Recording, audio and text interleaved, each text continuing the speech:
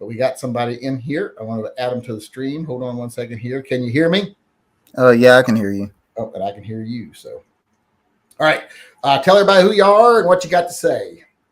Well, I'm Andre. I'm here in Arkansas, and basically, talking about the complexity of the brace rule. Okay. I've seen some of your videos. You say a lot of things about basically kind of like how they're not really going after the NFA, and as much as I would like for them to go after the NFA too, and I'm actually thinking about trying to put in a lawsuit, but that'd be pretty hard. It's not easy. But I'm positive that it's going to be kind of challenging to even convince them, because even in one of the decisions that the judges released, apparently he made some kind of comment during the hearing saying like, you're not trying to take off the short barrel rifles from the NFA, are you? And really that is what they should be doing. At the same time, I think they're going more towards trying to take off the executive branch's power instead, because cutting off their power at first, we're already trying to deal with Congress. We don't need the executive trying to come in and make up laws. So I'm just trying to see kind of what do you think they could do differently?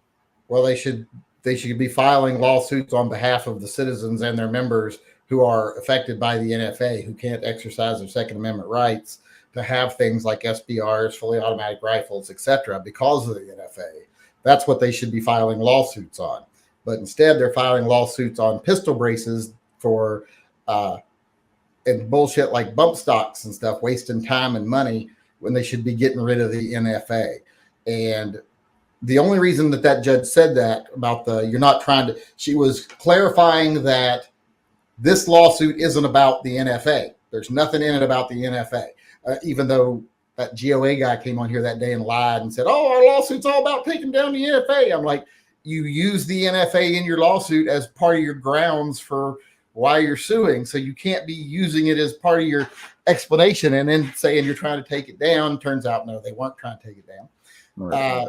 Because when you deal with a lawsuit, when a judge deals with a lawsuit, they're limited very much in dealing with the merits of that case. So there was nothing about the case that was changing the NFA whatsoever. And since there was nothing in the case about saying, hey, the ATF shouldn't have the right to say you can't have these, they didn't rule in that way. They had to rule in the only reason it's illegal is because you didn't do the proper comment period for it. And that's why they were suing. That's what the lawyers used to get it overturned, is that they didn't do it properly. And then they didn't even stay the law. So basically all the ATF has to do now is open it back up for comments again, do it for the right amount of time and in the right way. And then boom, it's back in force again, full force, but it's in force right now as much as it would ever be, because, they don't go after people for these things. True. These are things they use when they've got them for other stuff too. They don't come looking for people who just have a pistol brace. I've got a pistol brace on a handgun right there. They don't come looking for that, but still there's nothing there to challenge. As long as the NFA exists, the ATF has every legal right to say these are designed to be put to the shoulder. That is our discretionary right to decide that, because that's what the law says. We have to decide. And if something is designed to be put to the shoulder and you put it on a pistol, it's illegal. So what they did, the lawsuit in no way challenges the legality of what they did. It just challenges it on a technicality. And it got it ruled illegal, not unconstitutional, illegal because of that technicality, but it didn't win anything. It made a lot of people think, well, I can just keep buying pistol braces now because it's illegal, so that sales will go back up for the pistol brace people. But that's all it did. It benefited that business. That's all. It didn't help us at all. I really do. I do think that that I can see kind of how that works. Actually, the only other thing is that when I think it was Texas. Yeah, it was Texas. Basically, I think their attorney general was helping in trying to sue the ATF over. Well, we can have our citizens make suppressors, and as long as they don't go That's outside of different. Texas. Yeah, that's a different lawsuit where they're trying to file a lawsuit where the federal government should have no right to regulate any type of firearm trade that doesn't cross state lines. Yeah, the only the only problem in that is the fact that because I think it was Kansas who did that too, and then two people got prosecuted. They said like, "Oh no, we have it in Kansas or whatever," and then they were like, Well, "Yeah, that's not going to fly." And yeah, because you can't just do it by state. Like, Texas just can't say, hey, that federal law doesn't apply to us because it's not crossing. You have to change the federal law. Anything other than going after the federal law, even in the state of Florida or Texas, if they don't go after the federal law, they can say whatever they want to say. It's not going to fly. You're still going to jail because federal true, law, per the Constitution, overrides state law. yeah, that's where in a group on Facebook, I'm part of a group here, a gun group here. We were actually discussing this, and they were mentioning, someone asked, I believe, that can we have suppressors in Arkansas or something like that, or NFA items? And one of them said we do have a law addressing that federal overreach, but at the same time, It there has it's not going to really help. Yeah, no, it's just basically, political theater. It's just something yeah, someone does to that's get what they said. votes and money. Yeah, Because they the know it has no power. They know it has no power when they're doing it. They count on people thinking it does so that they think they did something and then they vote for them and give them money. But it is just political theater unless you get the federal law struck down, the state law does not matter. It's like right here in Washington state, marijuana is 100% legal. You can go right, I can walk right down to the store, buy marijuana of all different forms, smokable, vapable, eat edible, whatever I want, as much of it as I could eat or smoke. And it's totally legal. But if I was running that business and tomorrow the federal government decided to say, you know what, we're going to come after these people, they still can because it's federally illegal to sell marijuana. So every business in the state, every person running it could be arrested tomorrow if the federal government decided to. and In then the fact, Jeff problem. Sessions wanted to. I'm glad he got out of office when he did because he wanted to go after the states that legalized marijuana. Mm, that there's the problem there is that in Texas, really the judge threw it out simply because he said that there was no standing. Basically, no one was getting prosecuted. And they said Yeah. that if you go through this, then if you go through this process, that then you'll be fine. But in this recent pistol brace ruling, one of the judges actually did claim that these people have to go through. It makes no sense that these people have to go through a year. They have to do all this paperwork. They have to pay all this money just to obtain a weapon. So I think that Well, I don't like tying it to time frames. I don't like saying, well, they have a right to make you get a stamp because I don't agree with the government's right to make you get a stamp. I don't agree with the NFA. But if they are going to go that far to say, oh, well, it's not timely, well, then they start needing to say, if someone applies for a tax stamp and they don't get it in 35 days, then they actually have the right to have the item. Because if they're going to use time frames as a reason to say the law is unjust, well, then set a time frame. You've got 72 hours, 30 days, whatever, to prove a tax stamp and deliver it, or else that person is, if they can show they filed, then they're legal to own it. I do think, as much as I am frustrated with some of these organizations. Sometimes I do see that they do. Now, the NRA, I don't really expect anything from them at all. But other organizations like FPC and GOA, I do Don't expect expect something anything from them. from GOA. Yeah, I've Don't seen, expect anything from the GOA. They just decided we're going to be the NRA now that people figured out the NRA. but I do really, the small things that they do here and there, because a lot of people do note that do take notice that although there's, and I don't care about bump stocks as much as the next person, at the same time, I do understand that they want to take out the executive overreach, but we do need to, I do agree that we need to work with Congress, and that needs to happen in the House and the Senate. The only problem is that, well, it doesn't have to happen in the House and the Senate. It can happen in a courtroom, because if a case gets to the Supreme Court and they say, yeah, the NFA is unconstitutional, you don't got to work with the Senate at all. That's it. It's done. It's gone. Do you think the makeup of the Supreme Court would go that? I would say I don't know if I believe would trust them that far, because they like to walk the talk, but they don't tend to walk the walk when things get real serious. Because you even have people like Amy Coney Barrett saying things like, well, yeah, it's okay to ban people from carrying guns where there's lots of people. So how far does their dedication to the Constitution go? It doesn't seem to go much further than saying something that'll get them in trouble. Right. But it doesn't. We don't have to work with them. And the bump stock ban, the different thing between the bump stock ban and the pistol brace ruling is pistol braces fall right under the letter of the law. They're obviously designed to be put on a pistol and to be brought to your shoulder. So they fall right under what the law regulates. Bump stocks, however, that's a complete and total overreach of power. That is the ATF redefining something like a bump stock that doesn't break the law. It does not make the gun fire more than one time every time you pull the trigger. So they just determined, well, even though it doesn't violate the law, it violates the law. And that's not, you can't do that.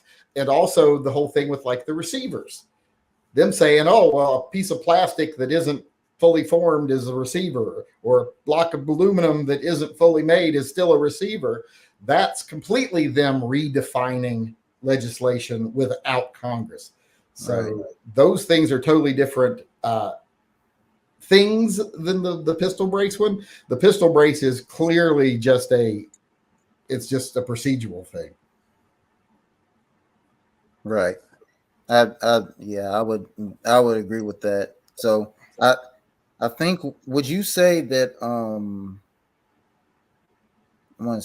would you say that because I actually forgot where I was going with that. I was I was thinking about it was a question about the pistol braces. I think it had something to do with basically, well, actually, I think I already cleared that up, that simply the pistol braces, they can be put to the shoulder, but they weren't designed for that. They were actually designed for that wouldn't have much of a hold in court, because the original ones you can make that point on. The ones they make now, the ones that are shaped with the curve, that are made the exact same length, and and even are telescoping with a pad on the back, those are clearly not made to be wrapped around your arm. In fact, most of, like the one I have right there, you couldn't put your fucking arm in that. There's no goddamn way, even though it has a strap on it. It's made to go right to your shoulder. And it wouldn't be hard to show that to a jury. So we wouldn't have a leg to stand on that, as long as the NFA is still in existence. True. Now, do you think that machine guns could really be passed? Because I see more of an easier time dealing with short barrel rifles and suppressors, because one, it doesn't make it harder to conceal, and then the other, it's basically it's hearing protection in a certain way. Well, it depends. That all kind of comes down to, do you want to go based on the constitutionality of the NFA itself and just destroy the NFA, which would mean all those restrictions are gone? Or do you want to try to piecemeal it and pick away little things at a time, like SBRs and silencers, etc.? But it gets very difficult, because that puts you in a position where if you're trying to just take a certain thing off the NFA, you're basically, by your argument, going to have to say, well, we don't want to take off automatic rifles because clearly those should be regulated, but we want these off because clearly they shouldn't. So you're going to have to find yourself in a situation where you have to defend, well, why should those things be regulated and these things shouldn't? If you're admitting that the NFA should be able to regulate certain things, why can't it regulate these things? Where are you making the distinction? So it's better to just attack the NFA itself on its constitutionality. I think, well, where I'm trying to get at basically is the fact that suppressors and short barrel rifles, you could easily tell, like I could easily tell a crowd full of people that their actual uses and all that stuff. However, the automatic rifles, I can tell them uses for it and the importance of it. However, they're going to still go with what they've been told before, what they've seen in movies and such, and ask again, like, why do people need that or something like that? And I can easily tell them. You could make an argument for anything on the NFA. I mean, I could sit right now and craft an argument for any item on the NFA of why it should be available. But like I said, when you get to where you start trying to do it piecemeal and try to divide the items, this one into this category, this one into that category, you are in a way validating the NFA by saying, okay, it should exist because we need these things regulated, but not these things. So your very argument to why this thing, like a suppressor, should be off the NFA is still in a way and leaving the door open to the opposition and judges who want to determine things on their own to validate the NFA because your own admission that these things are, different than this thing. Well, then obviously we still need the NFA for these things. Right. I think the biggest challenge really is just trying to because of the public perception of it. You want to get the people to actually acknowledge this and actually go with it, but at the same time, you don't want the more people that are for it, I think the more change we would see, or the more people who would speak out for it, the more change we would see. The less. I think there's a point to what you're saying as far as keeping long-term rights. But right now, we don't need to worry about changing people's minds. We just need to worry about filing the right lawsuits in the right courts and winning battles based on the Constitution. And then once the fight is out of the mainstream because it's no longer a profitable fight or a viable fight anymore, it can fade away and more people can be not even thinking about guns. They don't vote based on anti-gun policies and stuff because it's not an argument anymore. So that's what we need to be doing right now. We need to be doing two things. We need to be winning based on the rule of law as it stands right now, because it may not be that in 20 years. And we need to be bringing more people into the Second Amendment while we're trying to make guns no longer part of the argument. Right. Yeah, I just hope that we get there a bit sooner before we are actually going to war or actually invaded. Although that's still not as likely to happen, it's still a chance. So yeah, it's not much of a chance, but I wouldn't spend any time worrying about it. I wouldn't go gray over it or anything. Right. But did we cover pretty much what you wanted to talk about tonight? Yeah, pretty much. All right. Yeah. Well, you got something to say? The last. I was just saying that that was I think that had been in my head a little bit since I saw one of your videos on. I want to say it was the GOA and the FPC. It was the membership to get into the injunction that the Fifth Circuit had. Yeah, cash grab and nothing else. All right. Well, thanks for coming on. That's why we do Spank the Yank, so people can come in and clarify things or disagree or agree or whatever. So tell everybody who you were again. Oh, my name's Andre. All right. And where do you mind people knowing where you live? No, I'm in Arkansas. Oh, that's right. You said that at the beginning, didn't you? I'm sorry. Yeah. Not that I forgot. I'm just sorry that you live in Arkansas. Yeah. Hey,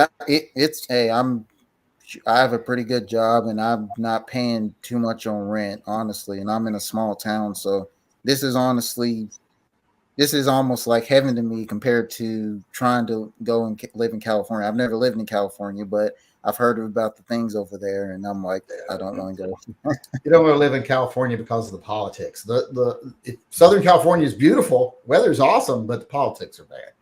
But thanks for coming. I appreciate it. All right. See you later. Thanks.